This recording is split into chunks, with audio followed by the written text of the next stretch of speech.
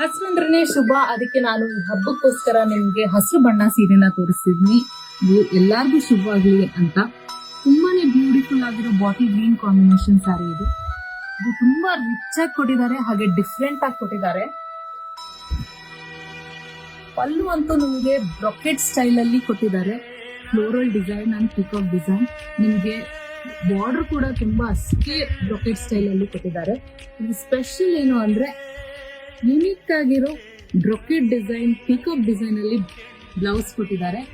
All over ಬುಟ್ಟ ಬಂದಿದೆ. ಇದಕ್ಕೂ ಕೂಡ ಪಿಕಾಕ್ ಡಿಸೈನ್ ಅಂಡ್ ರೌಂಡ್ ಬುಟ್ಟ ಡಿಸೈನ್ ಕೊಟ್ಟಿದ್ದಾರೆ.